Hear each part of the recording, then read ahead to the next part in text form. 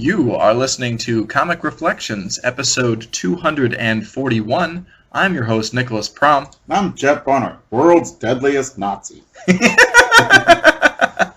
Comic Reflections is brought to you by The Outhouse. You can find our show and other nifty content at theouthousers.com. And if you enjoy this program, please subscribe to us on either iTunes or Stitcher. All right. So we're back with more Captain America this week. Yeah, okay. All right. Baron Zemo's back.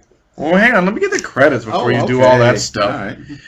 The first story we're going to talk about is from Tales of Suspense number 99, cover dated March of 1968, with cover art penciled by Gene Colan and inked by Frank Giacoia, and it's another Iron Man cover, but it's pretty neat.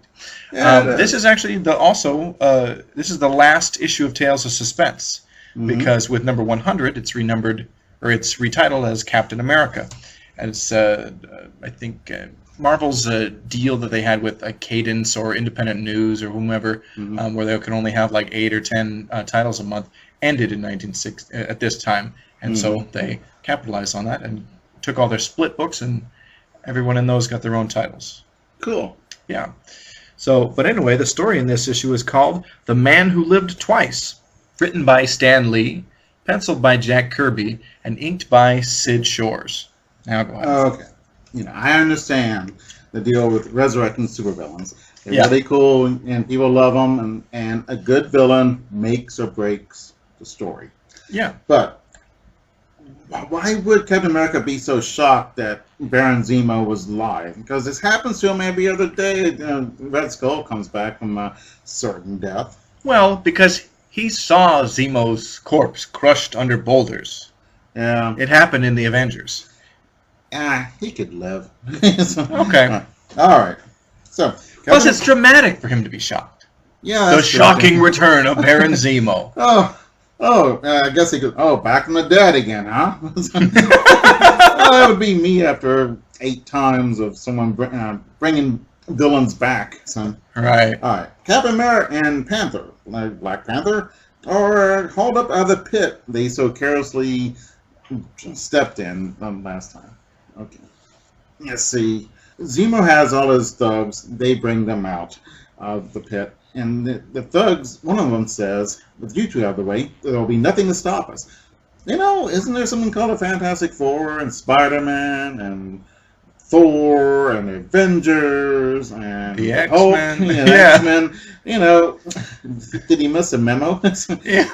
It's like, you guys must not read the papers. Right. Yeah. That's funny. Yeah. Oh, Zemo monologues. And, oh, God. And he's one of the best ones, too. Yeah. Okay. Any supervillain monologue is great. Yeah, I like them. Yeah. You ever see The Man Who Wore... The Dead Don't Wear Plaid? Maybe. I know it's Steve Martin. Yeah. Well, at the very end, the villain is trying to monologue, and the hero, Steve Martin, is trying to describe what's going on, and it's pretty funny because they're both trying to monologue. So that's a wonderful movie, especially if you like old movies. So, I do. because it takes...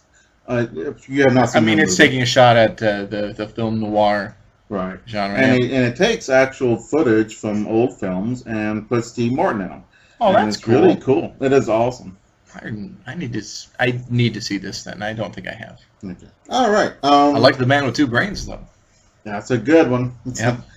I can't believe Merv Griffin turned out to be a murderer. Yeah, man, that's great. Okay. Anyway. So, Captain America and Black Panther decided to duke it out, and With the villains, the Right, yeah. henchmen. correct. And they get their butt kicked.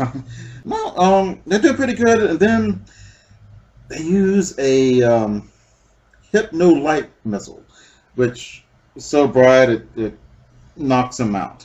And Okay. there's a weird, there actually is such a thing called the flashbang grenade, and Oh, sure. and it flashes a super bright light and a really loud noise. Great at parties. So they get taken to Zemo's lair, and I love how the rock opens and they come in. Oh, it's a hidden underground base. That is pretty awesome. Yeah. It's not as cool as like having a volcano base or an asteroid base, but Yeah. it's up there. And it's pretty big. So Zemo shows off his laser beam ray gun up in the sky that has a protective force field around us so nobody can attack it. And he shows what's going to happen to the world if they don't let him become master of the universe or whatever. So, you have a great scene. All right, Captain America and Black Panther disagree with Zemo and start fighting. And it's a great panel of Kirby action. Yeah, well, it's a great panel of like it takes like 20 guys to hold back Cap and the Panther from fighting Zemo. Mm-hmm. Okay. So of course Zemo explains his villainous plan. Right. All right. Irma Krull, who is actually Agent 13, Yeah. comes in, and Zemo tells her to shoot Captain America. Oh yeah. So It's a pickle. Yeah. So she shoots both of them dead, and next they changed the name of the comic book to Iron Man and Agent 13.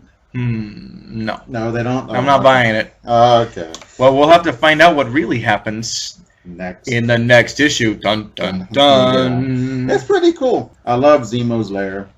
Zemo's a it's- pretty cool villain. Yeah, this is pretty rad. So, this story continues in the now renumbered Captain America number 100, cover dated April of 1968. Cover art penciled by Jack Kirby and inked by Sid Shores and Joe Sinnott. And it's a fantastic cover. Yeah. We have Cap and the Black Panther and the Avengers and Namor and Agent 13 are all on the cover, and it's great. In the shadows, we see Zemo, All right. Yeah. which I actually didn't notice the first time I looked at it. Yeah, neither did I. Great cover. Mm-hmm. So the story in this issue is called This Monster Unmasked, written by Stan Lee, penciled by Jack Kirby, and inked by Sid Shores. Great splash panel with we see a frozen Captain America worshipped by Eskimos. This is a great... I like how they're opening it with a flashback that's going to get you up to speed. It serves as a great number one. Right. So And they do enough of it so it doesn't get long. To digress a little bit, I am tired of huge long origin stories in movies that we already know the origin story of. yeah, we can do them in a brief scene and just get on with things. Yeah, Fantastic Four is supposedly the first half, the newest ones, the first 40, 60 minutes is origin story. Yeah. You know, and Yeah, I saw it. yeah, did you? Yeah. Okay. No. So, no, I disagree with them doing that. But, so, Namor, man, that guy gets around. Oh, I love the Submariner. Yeah, he comes and he gets mad at them worshiping anybody but Namor. Now, So- just add a little context to this. Namor was being pursued by the Avengers, Mhm. and he comes upon these Eskimos and throws their man in ice that they're worshiping into the sea. Mhm. Well, of course, that ice floe thaws, and while the Avengers are on the trail of Namor, they pick it up, and Captain America is alive. He was frozen. The super soldier serum allowed him to stay in a state of suspended animation. Yeah. And so, of course, we see Giant Man and the Wasp and Iron Man and the Hulk standing over the figure of Captain Thor. America. What did I say? You said Hulk. I meant, excuse me. Yeah. Oh, that's right, because in that issue, they're in pursuit of Namor and the Hulk. Yeah. Because most wondrously strange. It says Thor. Yeah. Okay, so Captain America wakes up. He wakes up in the flashback, wondering about where's Bucky. Then he wakes up. In Zemo's lair. Yeah. I like that about to be shot by transition. Captain. Flashback transition into regaining consciousness. Mhm. Love it. Yeah, well, That's just done, too. masterful. Oh, yeah. Yeah. Oh man! All right, we see Mar Krull, who is really Agent 13, and there's this great photo of her in silhouette. Yeah. And their eye with her glasses glowing and all that. Really well done. Holding a gun on Cap. So she's hesitating, but shoots at him, but misses. On purpose. Yeah, and Captain America knows this, and he doesn't know she's Agent 13, so Right. he's wondering what's going on. But then Irma says, "Hey, Zemo, let's leave them for later. We'll kill them in a better way. So, and then Yeah, and he buys it. yeah, okay. Oh well, if Yeah. not, then it would be Agent 13 and Iron Man. It's a comic book, Right. So okay, so so oh man, Zemo shows Irma the entire setup, both the device that shoots the ray or controls the ray, and the device which is also the device that controls the force field. Now, what is the ray, the super weapon that he's going to use? Is it like a hypno ray, or is it just a massive destructive power? Yeah, massive destructive power. Oh, okay, that's right. And looks pretty cool too. But Kirby drew it, and usually that goes without saying. Right. So Sid Shore is a great inker. hmm I really enjoy his work over Kirby. Yeah, Irma's got this box, and she presses a button, and a flamethrower comes out. Of course. Blows up everything. Yeah. And Zemo's kind of ticked off at this, so He realizes she is not who she appears to be. hmm And Black Panther and Captain America come to the rescue. Yeah. And we Boy, get howdy. some really cool fights. Yeah, they just kick the crap out of all these henchmen. Yeah. Agent 13's no piker. So. No. I love that expression. Yeah. No, well, so Zemo calls for reinforcements, and there's a crap load of reinforcements. It's pretty impressive. Yeah. So It just goes on and on and on with them fighting tons of guys. yeah. So the three of them, I guess they decide that discretion being the better part of valor, they run. Okay. And let's see, it's a cool panel with a bunch of bad guys on it. Yeah. Every single one's got a cool gun. So they go into this suspiciously Unguarded room. no, it's a tunnel, Yeah. and it's big enough for it's suspicious because it's really huge. Yeah. So they go down there, and the bad guys following can only go one at a time. So each time they come into the tunnel, they get shot. Okay. And Zemo says, "Oh, let them go," because on the other end of the tunnel is the Destructon, which is a name, I guess, of a nice little restaurant. No. No. What the Destructon is this really powerful android. Yeah. And it's cool looking, and of course Cap and the Panther and Agent 13 duke it out. Yeah, and the Destructon kicks butt. It is rad. Until Captain America finds his off switch. Yes, and that is the end of that. Yeah.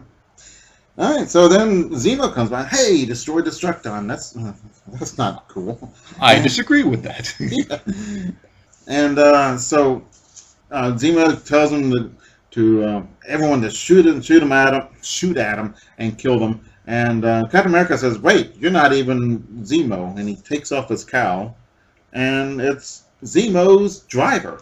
The dead giveaway that it's not Zemo is that he could even remove the cowl, because if you recall, Zemo's hood was permanently affixed to his face by adhesive X. Right. Okay. And so Cap knew all along because the hood looked loose. Yeah, which is interesting. So his minions get ticked off that it's not Zemo, and they kill him. And Okay. doesn't matter. I mean, well, he lied to them, but he's evil anyway. Right. I And they're mean, not choir boys. yeah. Well, you don't want to have just an imposter Zemo floating around. Yeah, you gotta have the real homicidal lunatic. We don't take any fakes. So, all right. So Black Panther takes off his mask and says, "I am T'Challa, son of T'Chaka, king of all the Wakanda." Yeah. You can't say that 5 times fast.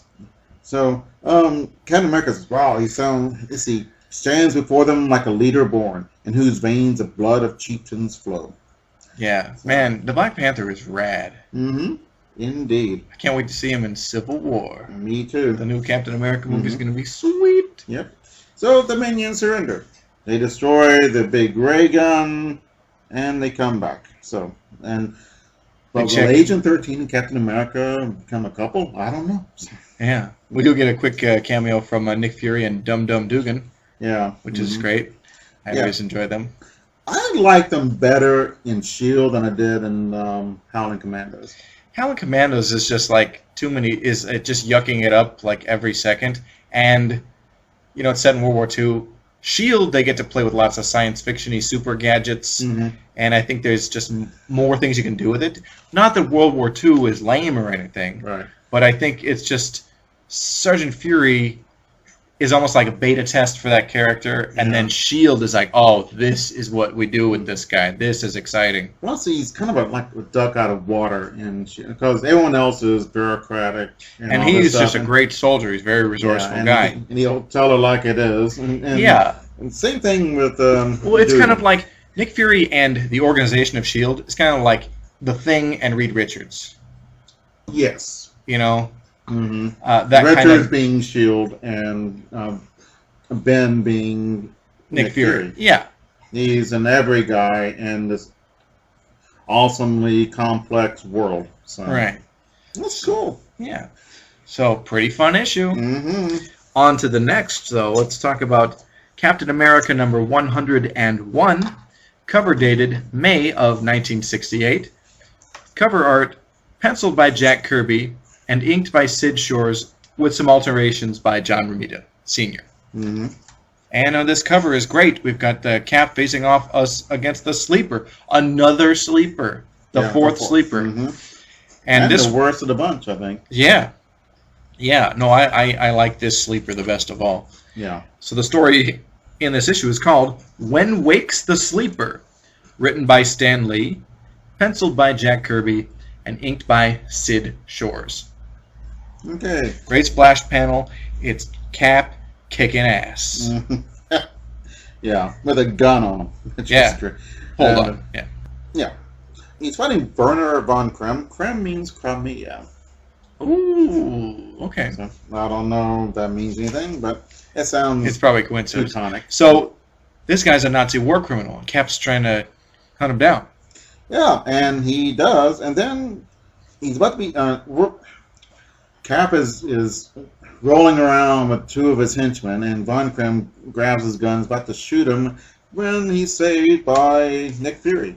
Von Krem is talking to Nick Fury, and he says, I was just protecting myself, minding my own business, and Nick Fury believes him, or so he says. Yeah, it's just like, I'm just a jewelry merchant. This guy attacked me and my men here. Yeah, so Captain America is furious and confused. That's funny. Yeah. Because he's like, hey, that guy's a Nazi war criminal. How come you're going to let him go? And Nick Fury says, look, we can tail this guy. He's going to lead us to some bigger fish for us to fry. Right. Yep. And the bigger fish is the Red Skull. Yeah. Yay. I thought he was dead. All right. Last time we saw him, he was in a nuclear submarine blowing up. Yeah. Oh, yeah. Luckily, he found a lead-lined refrigerator. No, it was a escape pod. Right. Yeah. But that's from the latest Indiana Jones movie. Oh, I didn't see that. There's a nuclear explosion. Indy goes into a radiation-proof refrigerator. And, yeah, it was not well. How do you get out of it? How do you get... If you're getting in a fridge, you can't get out unless somebody opens it up on the outside. Oh, that's another thing. I didn't think about that. But everyone thought it was lame and stupid. Yeah, I heard it wasn't a good movie. I don't like Shia LaBeouf. I was super disappointed. But, whatever. Hey, new Star Wars next week. That's going to be fun. Yeah, it is. I hope. And I look forward to Indiana Jones, too. So I've been burned before. Let's just get on with it. All right. So, okay. So the Red Skull is evil. Yeah. Really? Yeah. He's trying to open up the sleeper, and he's waiting for Von Krem, who has the key. And Captain America is following Von Krem because Nick Fury put a little bug on him. Yeah. And he's following into a miniature saucer-type ship, which is the worst name. Can you think of something? Right. XB9 or something, for crying out loud. Yeah, it's just like Stan just like, I'll just call it this. Like, uses the first idea. Doesn't even spitball other names. What's that called? It's called something where you put something there, I'll come back to it and put something better. And then you forget to. Yeah. Yeah. Okay. Placeholder. Yep. Is that what you're looking at? Yes. Okay. So he follows him, and of course, Red Skull has this really cool island fortress, and with the doors that open, let the jet in, and unfortunately for Captain America, it has anti-aircraft weapons, and they shoot him down. How many times does Captain America get shot down and captured? Is it his hobby or something? Okay, he fights, and but it doesn't do any good because he's getting knocked out and captured. Okay. So, Von Krim comes in and gives Red Skull the key, and the Sleeper awakens. It's the Sonic key. Is the it? Crystal key or something like that. But yeah. Mm-hmm. Yeah. But it goes beyond the Red Skull's power and to control. And so the Sleeper, which is awesome looking, by the way. Yes, it is. Kirby enjoyed doing that or something. Oh, yeah. What a drag. A big, giant robot monster. Yeah. How lame. But yeah, no, the Skull cannot control the Sleeper, and so it's just, rampaging. Yeah. And Captain America comes up. He knocks a few heads together, and he grabs the key from Red Skull. And they're fighting, and Red Skull disappears into a hole. Like a chute, an escape tube or whatever. Mm-hmm. And Cap follows him. Yeah. And the Sleeper destroys the whole island. Dang. Yeah. And they go into this room that's waterproof and all this stuff, and they start fighting it amongst each other. And, Cap and the Skull. Yeah. Cap. It's kind of... you're the old... I don't know. Red Skull saying, I'm new and you are old, and the old ways, and I'll win. And it's just kind of... Not a bad little discussion. And I always like the debate. Cap is about liberty and hope, and the Skull is just against. He's about just the Iron Heel.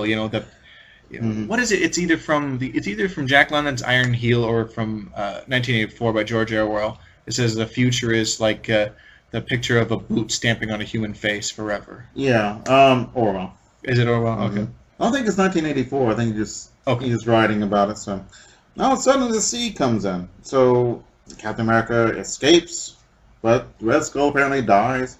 Oh well. Probably not, though. Probably not. We'll see him. All right. So the Sleeper is causing earthquakes everywhere, and everyone's worried about him. And S.H.I.E.L.D. thinks that Captain America is dead. Yeah. It's really destructive because there's lots of Kirby crackle in the air. Ah. Yep. Okay, and Captain America escapes. Oh my God! Look, this is almost all Kirby crackle except for the top of Captain America's head. Yeah, that is cool. I can dig it. So Captain America gets out of his predicament, and he is apparently he's not rescued yet. No, we see in the very end he's holding up the key, and he doesn't know what to do with it. Yeah, and, but he's presumed dead. Right. Nick Fury and Agent 13 think he's dead. That's important. Indeed. So, but in the next issue, Captain America number 102, cover dated June of 1968, cover art penciled by Jack Kirby and inked by Sid Shores. And the story is called The Sleeper Strikes, written by Stan Lee, penciled by Jack Kirby, and inked by Sid Shores. Mm-hmm. Sizzling Sid Shores. He is good. Yeah, no, I enjoy his inks quite a bit. Interesting splash panel. Yeah, I love little details. Like there's a sailor who's a guard looking grim in the background. Right. Very small. I don't know, stuff like that is cool. Captain America has a bandage on, is a very slight one. Looks like he cut his forehead shaving almost, but it's not. But how do you cut your forehead shaving? It looks like a shaving mark. Okay. But it's that small, I'm saying. Okay. And he's reading about himself in the Daily Bugle. Yeah. Let's see. No J. Jonah Jameson editorials against Captain America. Right. They'd call him a commie if he did that. Yeah. No mention of Spider-Man being at fault. So. Right? Jameson must be on vacation. So. Yeah. Spider-Man in cahoots with the Red Skull. Yeah. I bet you. I'm sure Red Skull fights Spider-Man sometime, doesn't he? I know it's happened. Mm-hmm. All right. So Nick Fury comes in. He's talking to Captain America. He doesn't tell Agent 13 that Captain America's alive. Because she doesn't want him to worry. Wait, so you let her think you're dead? That's horrible. Yeah. Oh, they wanted to keep her out of the fight. Oh, okay. Okay. So, oh no, the Red Skull lives again, man. Man, evil never dies. Yeah. So he's been taken to the island of the Exiles. The Exiles are Nazi refugees, and they're making the Fourth Reich, I guess. Yeah. And the Exiles are. I'm not crazy about the Exiles. actually, they're kind of cool from what I've seen here. I haven't read anything more about them. So. Oh, okay. They're not too bad in this issue, but yeah. Yeah. One of them's in a wheelchair. Yeah. With a wheelchair with guns. Oh. I think they call it his murder chair. Ha! Okay. And one of them wears like uses scarves as an offensive weapon, which is incredibly stupid. You know, that's more a French thing or British. I can see the Doctor Who doing that, but oh, man. Nazi for crying out loud. Isn't there? I'm trying to think. Isn't there a comic book hero that uses a scarf or something like that, like a bolo? I don't know. I'm not recalling. Yeah. All right. Captain America is at SHIELD headquarters or whatever they have in New York City, and he's got a bunch of gizmos on him. And he runs out, it's U.S. Navy Hospital is where he's at. Oh. He runs out and is immediately attacked by the Exiles. And pretty cool fight. Yeah. And one of the guys has some iron fist, so Captain America bashes his head into the brick wall. So that's pretty funny. He should have worn an armored head. He beats up most of them. One of them is wounded or almost knocked out, but he's going to shoot him in the back. And he is killed by Agent 13, who knew that Captain America was still alive. In her heart and stuff. Right. Yeah. Mm-hmm. Yeah. I love how Nick Fury looks so determined. I don't know. Yeah. It's just... looks like she got us both over a barrel, Rogers. So anyway, after this happy reunion, they gotta go looking for the sleeper. Right. And the sleeper goes underneath this big factory, the Seacoast Smelting Factory. And I'm not sure why the sleeper chooses this factory. Because comics. Yeah. Mm-hmm. Oh, but the machinery is Kirby cool. Yeah. Because it's done by Kirby. But man, it's awesome. Yeah, everything is rad. Mm-hmm. Everything is rad. Yeah. All right. So, wow, look at this crazy helicopter they're in. Yeah. So the sleeper goes down into the earth because he can change his density, so he just falls down into the earth. He's going to destroy the earth is the plan. So if you shoot at him, he changes his density, so it goes right through him. Yeah. So here's something. Is it these SHIELD agents or are these bad guys that have these chairs, these flying chairs? Oh, that's the Exiles. Hover troops. Attack. Yeah. In the name of the Red Skull. Yeah, I don't think that's SHIELD. Yeah, okay. Sorry, I just couldn't remember. Yeah. But these hovering chairs have like spots for their feet to rest in, like when you're riding in a go-kart or something. Yeah. And it's really weird looking, but it's awesome. Yeah, that's what I thought. Is this cool or is this kind of silly? But it's cool. Okay, I'd like to have one of these. Yeah. They kind of bounce, so they don't make good shooting platforms. So they shoot the helicopter, but they're unable to hit. Who's in the helicopter? Captain America and Agent 13. Okay. And one of the things that Captain America was given by Nick Fury was this, what is it, like a portable wrist blaster, and he blasts one of them, and the guy says, "I am happy to die, so the exiles may live." Okay. Okay. So the guys in the seats are chasing at him. It's a pretty cool. It's so beautifully drawn. Yeah, it's rad. Yeah, and one of them's chasing Captain America, and Captain America goes around a pole, and the other guy goes right into the pole. That's sort of. I kind of felt sorry for him. poor Nazi. So, all right, they beat up the rest of the guys. And so Cap and Agent 13 are both fine. Yeah. So they go to the factory, and the factory is not fine because there's lots and lots of Kirby dots on top of it. Yeah, which means stuff is getting blowed up real good. So they're trying to figure out, we got this stupid key, so what does it do? Well, here comes the sleeper, and Captain America tries to fight him. And there's a cool scene where Captain America has a shield and Sleeper's right in front of him, and kaboom! And Yeah. doesn't work. So, It's weird how, okay, the Sleeper can change his density, but he's letting Captain America hit him a whole bunch. He doesn't Right. become intangible or anything. yeah. So Cap will, fall right through him. I don't think it does anything to him because he's so strong. Right. It's like a dad letting his 4-year-old kid beat up on him because it's not going to do anything to him. Right. All right, so Sleeper is kicking butt, and they don't know what to do. There's nothing. There's no weak points or on-off switches or anything. And Agent 13 is super worried, and her thoughts, as we find out, and feelings are transmitted by the key to the monster, and the monster gives up. So Agent 13's love For Cap. for Cap, Able to disable the Sleeper and save the world. yeah. And the Red Skull's pissed. Because he's foiled again. No, he's not that angry because he has found Captain America's weak spot. Because he's watching them two spoon over each other. He Right. says, well, now I've got him. Yeah. He's gonna he's gonna capture Agent 13 and use her as, bait or whatever, I'm sure. Yeah. I have not read the following issues, so I don't know. So we're wrapping up this first volume of Essential Captain America. There's a bonus story tacked on in the end. It's a Golden Age reprint.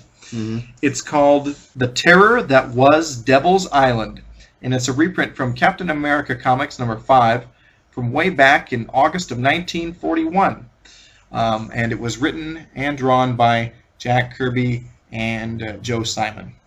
Yeah, and this is before we got into World War II. Yep. And August of 1941? Yeah. it's kind of interesting. France has surrendered to Germany. And in comics and in a few movies, the only thing going against Nazis in United States. Yeah. And Three Stooges made the first anti-Nazi film. When was the Great Dictator made? It was a little bit after that. It was like 40 or something like that. I think it was before that. I need to look that up. Okay. But, actually, if you want to start talking about the story, I was looking up on my phone. Okay. So, Vichy, France was a part of France that went over for the Nazis Yeah. and became allies. So, France has this place called Devil's Island, is where they send criminals. Yeah, Papillon. Papillon, man, what a great movie. Although the story is supposedly not true, but supposedly it's a non-fiction, but a lot of people have a lot of problems with it. Yeah. So, but Dreyfus, when the Dreyfus affair was sent to Devil's Island, and that was a huge thing in 1890s. He was sent there. He was considered a traitor because he was Jewish mainly. Oh. So I just looked it up. The Great Dictator did come out in 1940, so it predates our entry to World War II significantly, and also this comic book story. Yeah, I think the movie predated World War II. Period. No, 39 was when the war started. Yeah. So. But it was definitely before the U.S. got involved. Way. Mm-hmm. Oh no, wait! I'm looking at. It was made in 1940, but released in March of 1941. Still before this comic story, still before our interest in World War II. So, okay. Somehow the French got this. Okay, well, all right. Jason, what's his name? Is Tom Jason. yeah, Is a friend of Cap's, which we never heard of before, and never again probably. probably not. He flies for France against the Nazis. He's captured, and the French send him to Devil's Island. Yeah. How they get him there with England controlling the oceans is, I don't know. Magic. The magic of comics. Right. So Steve Rogers and his civilian garb and Bucky, they go to check on Tom, and he's really sick and looks like he's been run through a ringer. And but he tells them that he's okay. He tells them that because the bad guy, what's his name, Peppo LaRock. Okay. And he's in charge of, he's a commandant. Okay. So, okay, it's kind of a lame story, but, so Captain America, Steve Rogers and Bucky go to their room. Captain America comes out and checks on things. And it looks like, he finds The Rock beating the crap out of Tom. And Captain America attacks. The Rock pulls a switch, and there's a trapdoor that sends Captain America into a shark tank. Which is great. Yeah. So Captain America fights sharks. Right. And he uses one of the wings on his helmet as a knife. Apparently it's steel, which I had, before this story, I had never heard that. Me too. Or since. Mm-hmm. So he comes out of there and beats the crap out of Peppo, who is beating the crap out of Bucky. Yeah, well, he's strangling him. Mm-hmm. Tom escapes, goes to Greece, and loses the war for the Allies. Greece does lose the war, but I guess at this time Greece was fighting the Nazis. Yeah, I would imagine. I mean, so it's kind of interesting to see. Well, it's propaganda. Propaganda can be for good or for evil. Sure. It's a loaded term, but it is what it is, and it's pretty interesting. Yeah, it's kind of nice. I mean, I love Captain America. I'm actually not a big fan of his Golden Age material. Yeah. But I like Golden Age comics. So, but this was cool. It's super well drawn. Tom Jason. I won't call him Jackson, but he looks really dilapidated and looks like he just came out of Auschwitz. Yeah. And it's really well drawn that way. All right, man. That's what's cool. Yeah. And we end the first volume of the essential Captain America. Yeah. That was great. Yeah. Comic Reflections is recorded in Portland, Oregon, and produced by Sean Roof. Until next time. We'll see you in the funny pages.